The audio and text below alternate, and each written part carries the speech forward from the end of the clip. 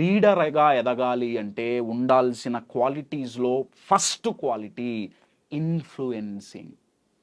Influence చేయాలి అంటారు. నేను మిమ్మల్ని అడుగుతున్నాను, ఆడియన్స్ని, మీరైనా సమాధానం చెప్పొచ్చు.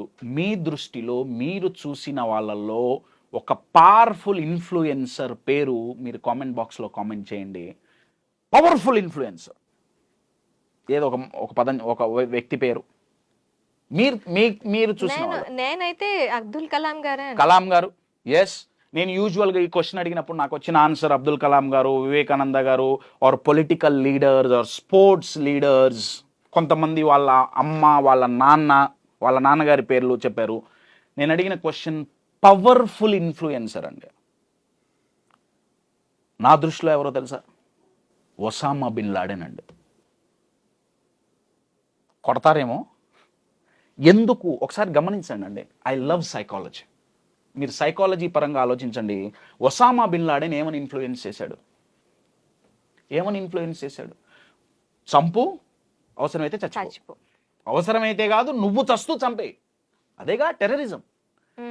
అంటే ఇప్పుడు టిపికల్గా ఆలోచిస్తే 1 గంటన్నర ఒసామా బిన్ లాడెన్ వచ్చి స్పీచ్ ఇస్తే అక్కడ ఉన్న ఆడియన్స్ పరిస్థితి ఏంటంటే నేను ఫస్ట్ చచ్చిపోతా అంతేగా. అవును. ఒక వ్యక్తి తనను తాను చంపుకునేటట్టు వాడు ఇన్ఫ్లుయెన్స్ చేయగలిగితే ఒక లీడర్గా పనిచేయమని మనం ఇన్ఫ్లుయెన్స్ చేయలేమండి. నాకు తెలియగలుగుతా, చేయలేమా? ఒక సేల్స్ పర్సన్గా మన ప్రొడక్ట్ కొనమని మన క్లయింట్ని మనం ఇన్ఫ్లుయెన్స్ చేయలేమా? వాడు చచ్చిపోమని ఇన్ఫ్లుయెన్స్ చేస్తే వాళ్ళు ఇన్ఫ్లుయెన్స్ మేము చచ్చిపోతాం అన్నారు. బిగ్గెస్ట్ ఫియర్ ఈజ్ డెత్ అండి. దాన్ని వాడు తీసేశాడు. కానీ ఈరోజు కార్పొరేట్ కంపెనీలలో లీడర్ చెప్పేది ఏంటంటే మా టీం నేను చెప్పినట్టు వినట్లా, నేను చెప్పినట్టు పని చెయ్యట్లా. ఎందుకంటే ఇన్ఫ్లుయెన్స్ చేయలేకపోతున్నాం. ఇన్ఫ్లుయెన్స్ ఈజ్ వెరీ పవర్ఫుల్ అండి. దాన్ని చాలా మంది నెగిటివ్ అనుకుంటారు. ఇన్ఫ్లుయెన్స్ చేస్తున్నారు అన్నారు. ఇన్ఫ్లుయెన్స్ వాళ్ళు చేయడం కాదు, నువ్వు అవ్వటం నీ వివేకం. డెఫినెట్లీ దేనికి ఇన్ఫ్లుయెన్స్ అవ్వాలి, దేనికి ఇన్ఫ్లుయెన్స్ అవ్వద్దు అనేది మన వివేకం, నేను కాదనట్లేదు, నో డౌట్ అబౌట్ ఇట్. కానీ లీడర్ జాబ్ ఏంటి?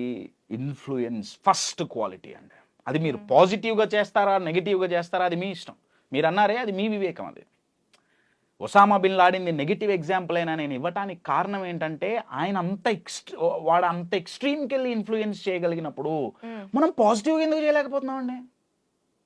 పేరెంట్స్ ఇంట్లో లీడర్స్ అండి, వాళ్ళు పిల్లల్ని ప్రాపర్ వాల్యూస్ ఇచ్చేందుకు ఇన్ఫ్లుయెన్స్ చేయలేకపోతున్నారు. మా పిల్లలు మా మాటినట్లా.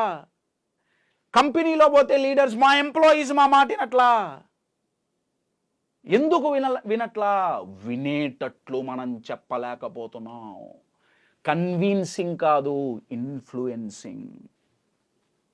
దీంట్లో 3 లెవెల్స్ ఉంటాయండి. ఒకటి కమ్యూనికేటింగ్. సార్, ఇన్ఫ్లుయెన్స్ చేయని వాళ్ళు కన్విన్స్ చేయగలరు అంటారా? Convince is a lower level అండి. కన్విన్సింగ్ ఈజ్ వేస్ట్ నా దృష్టిలో. అందుకే చెప్తున్నా, ఫస్ట్ లెవెల్ ఈజ్ కమ్యూనికేటింగ్, చెప్పటం. ఏమండి? Second level convincing. ఇక్కడ కమ్యూనికేటింగ్లో మనం చెప్తున్నాం, కన్విన్సింగ్లో వాళ్ళని ఫోర్స్ చేస్తున్నాం. ఏమండి? ఇప్పుడు ఫర్ అన్ ఎగ్జాంపుల్, నేను ఒక ప్రోడక్ట్ అమ్మాలనుకుంటున్నా, ఈ గడియారం నేను అమ్మాలనుకుంటున్నాను. ఏమండి? గడియారం అమ్మాలనుకుంటుంటే కమ్యూనికేటింగ్ అంటే ఏంటయా అంటే దీని గురించి చెప్పడం. ఈ గడియారం ఇట్లాంటిది, ఇది పెట్టుకుంటే లాభం నష్టం వగేరా.